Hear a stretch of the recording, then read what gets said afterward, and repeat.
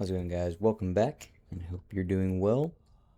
So today, what we're going to do is we're going to talk about why I think you should give Breakthrough a shot. On and for you, as some of you may know, I do like to do unscripted content, so if it does get a little long-winded, I'll leave the chapters down below for easy navigation. That out of the way, it's going to Breakthrough. So, Breakthrough. Dash forward, pushing the enemy back before delivering a powerful downward strike. It costs 1 spirit or 1 fury. The second tier, we unlock the ability to charge it. This is unlocked right after, right? So it's not, somewhere down the line like, the third or fourth tier, right? It's right after. Charge the skill, consume 1 additional spirit. You get increased move speed and it amps up the damage. It also does a follow-up. So normal breakthrough, you charge it, and you slam the sword down when you charge it. Normal breakthrough, you let the skill rip, you charge forward, I should have said. Slap your sword down, that's the skill. Second one, breakthrough rising, as you can see in the animation there. When you charge the skill, you charge forward as well, slam your sword down, do a spin, and then rip it up through the enemy. Very cool. Very cool. Now the third tier, all you get is you increase the damage of breakthrough when you take damage. Additional levels in the initial skill gives you additional damage reduction. So that is the skill itself. Guys, I'm just going to, right out of the way, I'm just going to say this. The main reason why I personally use Breakthrough, and I think why you should use it too, is because it looks and sounds very cool. I'm not even going to lie. The main reason, it does have some utility, but the main reason, because I love this skill. I love using it.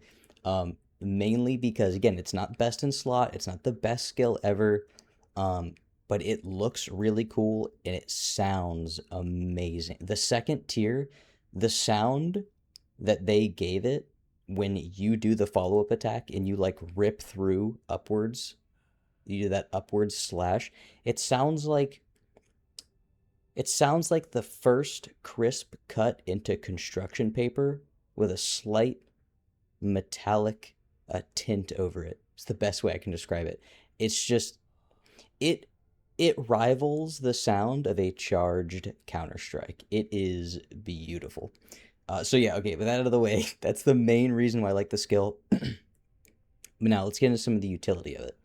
So the utility of it, as far as the damage negation aspects, as you can see, also, I only put 2 points, 1 into the skill, and then 1 to get the follow-up, because I don't personally use the damage reduction benefits of the skill, right?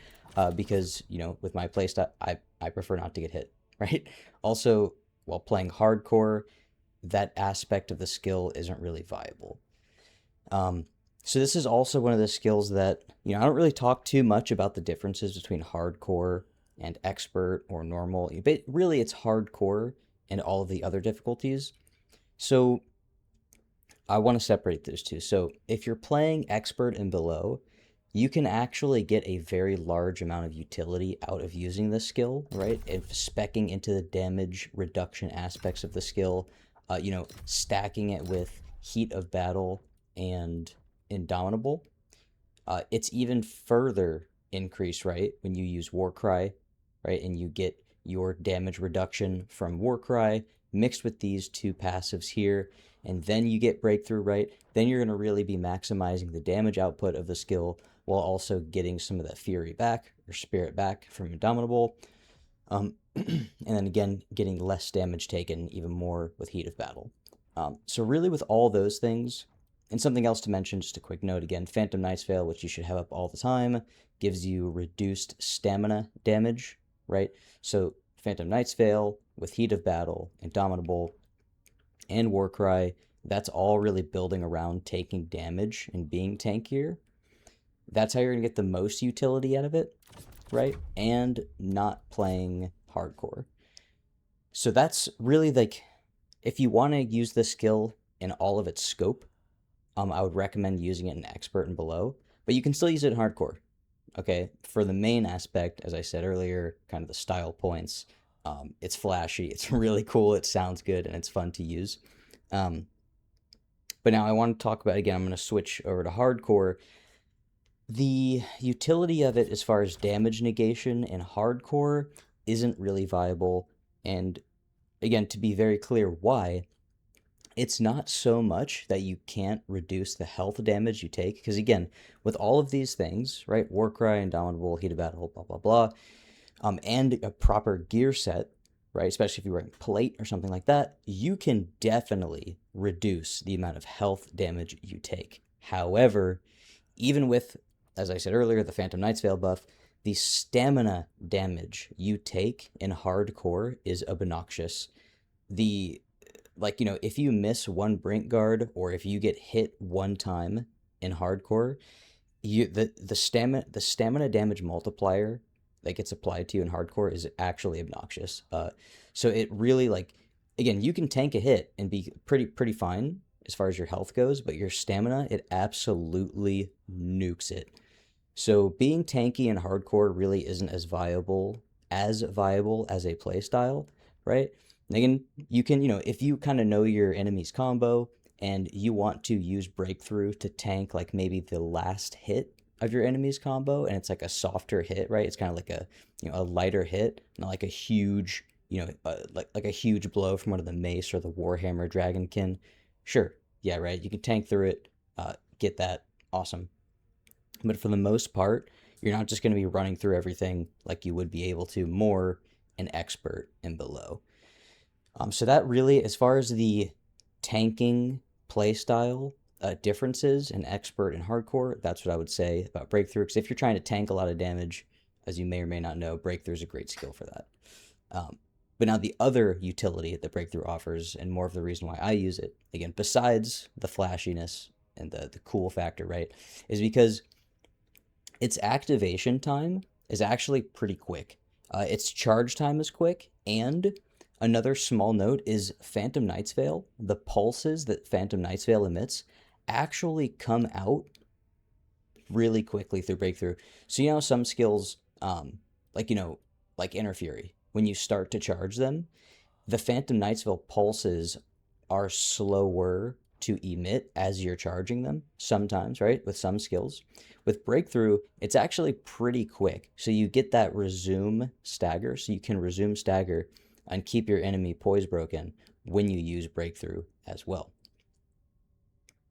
Another cool thing I like about it is that because of that fast activation time, it does allow you to close distance more, I would say, consistently than some other gap closers. Mainly, like a big one that I like to use is Titanic Descent, right? Because Titanic Descent, it's a great gap closer, but sometimes when your enemy does some type of dashes or iframes or dodges, it can almost stick, right? So what I mean by that is, like, if my enemy is right here, right, and I use Titanic Descent, if they do a dash attack or if they move back, like Reese has some moves, right? Gwydo has some moves. Even the Yeti, like if you're like next to them and you start Titanic Descent, sometimes the tracking won't actually follow them, so they'll get away, and then you'll stay, even if you're midair, you'll like stay and hover in place, and you will launch your attack at their last known position. It almost like is in practice you hit an invisible wall, right? So it's kind of weird. With breakthrough, if you start your animation, you don't hit that weird invisible wall, right? Or you don't hit their last known location. You will actually chase them, right? And if you don't chase them, you'll at least gain some distance, right? So like you may not close the gap all the way, but at least you'll get the distance there to where you'll get the downward strike of the attack, right? So maybe you'll miss the shoulder charge hits, but you'll get the downward strike and then the upward slash, which is really cool. So that's another thing that I do like, and I do use it as a gap closer sometimes. instead of Titanic Descent, or even sometimes instead of Furious Swipe if I'm looking to burn some spirit or burn some resources, right? If I have resources to spend, yeah, sure, I'll let rip a breakthrough, whatever. Also, when I use it after Ghost Arm Block overpower, that's another really good thing, because some enemies, they'll hit you with an attack and then they'll try to space you. So if you Ghost Arm Block overpower that attack, as soon as they try to space you, you hit breakthrough and you just fly after them, right? In that same scenario, if you hit Ghost Arm Block overpower and you hit that Titanic Descent, sometimes you'll hit that weird like invisible wall, right? So they'll be able to space you successfully. With breakthrough, that kind of can help mitigate that. It's almost like if, I did this in my Breeze Dash video, where like Breeze Dash versus Gust, I put up a Venn diagram. It's almost like a Venn diagram with breakthrough and another gap closer, right? A lot of scenarios you can use either, but there's few scenarios where breakthrough actually can come out ahead and be the better option. They're few, but they do exist. So other than its gap closing, whenever the flashiness, very cool, very fun, and then again, that audio, that's just something else. Other than that, and then the differences between hardcore and expert. One other thing I'll say about breakthrough is I do like that because again, it does activate really quick, and I do demonstrate this here in these fights I got for you, is my favorite way to use breakthrough, my absolute favorite way. And even when I'm playing expert, right? So if I'm playing expert and I have, which I don't do very often, if I do play expert and I am trying to go into the tankiness aspects, my favorite way to use breakthrough by far is instantly charged breakthrough. Very, very fun, because again, it activates immediately and you start hitting them instantly. So a couple ways, again, with Furious Swipe agility. So you use Furious Swipe agility, and then, whatever else you want to use. The Furious Swipe agility is great because it's attached to a sword, so then you can go ahead and you can build whatever you want around it. But then again, my other favorite way is for sure, and in this case, even more, maybe, I haven't thought about it too hard, but maybe I like it even more on Ghost Arm Block Overpower, because when you hit that Ghost Arm Block Overpower with the Devourer of Darkness set, and then you instantaneously begin hitting that charge breakthrough, shoulder charging into them, sometimes you break their poise, because I have some good poise break on like mobs, which is another aspect. Like if you're mobbing, just going throughout the map, it has definitely a decent amount of stagger, and you'll stagger quite a bit of mobs. So if you hit that Ghost Arm Block Overpower and instantly let a breakthrough rip on a bunch of mobs, you may take damage, but it's actually a good chance that you won't, because you're going to be staggering them. That's another really, really fun way to use it. And then honestly, the last thing I'll say about breakthrough, because it doesn't have a lot of other avenues besides the tankiness, if you're using it in hardcore, or if you're like me and you don't really want to use it for the damage negation or tankiness aspect, it is kind of a skill point saver, right? Excuse me. It's nice that you can just put 2 skill points into it, and it's good to go. It's good to go for the rest of the game, if that's how you want to use it, right? So I do like that aspect about it. And then, honestly, other than that, the last thing I should probably say about breakthrough, excuse me, sorry, I'm getting a little sick. The last thing I'll probably say about breakthrough is that I do really like its recovery frames.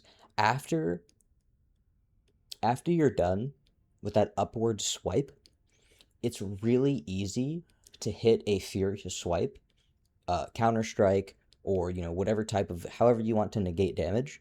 It's really quick to get through that. So if you don't stagger them, right, and you hit that upward swipe, it's pretty safe, provided you give yourself enough time to get the skill off, right? So that's honestly kind of breakthrough in a nutshell. I actually, I should mention the cons though. The cons, which actually, again, it's so the length, I should say, the amount of time that it takes to get the entire move off can be part of the cons. So it was a pro earlier when I said that it chases the enemy, right? So you get an extra amount of time, so you don't hit that weird invisible wall thing that you can kind of do sometimes with Titanic Descent and Giant Hunt. So it kind of, the length of the animation keeps you moving towards your enemy to close that gap. But that can also be a detriment if you mistime it, or maybe you use it at an inappropriate time, whatever, and then you don't leave yourself enough time for the recovery, or you don't leave yourself enough time and you get hit during the skill. Now, again, if you're playing expert and you're speccing into that, that's fine. That can actually be just serve as a pro if you're trying to play into the damage negation aspect. But if you're playing hardcore, you really don't want to get hit. And if you do, again, you may be able to tank it as far as your health goes, but in general, your stamina is just going to be nuked, right? So in general, you don't really want to get hit very often. So honestly, guys, that's all I really got for Breakthrough. That's all I got for Breakthrough. Again, just to be very clear, I personally use this skill for the most part for the flashiness. I love the way it looks. I love the way it sounds. I know you guys have seen me use it in a lot of my other videos. And I know it's not a very commonly used skill. Again, I do use it for some utility, though. Again, just for our recap here, I do use some of its utility as a gap closer, and it can maintain stagger. It's got good timing on its Phantom Knight's Veil pulses. But more than anything, I use it for the flashiness. Decent damage, right? Decent damage. And I like to use it instantly charged most of the time. So honestly, yeah, guys, that's it.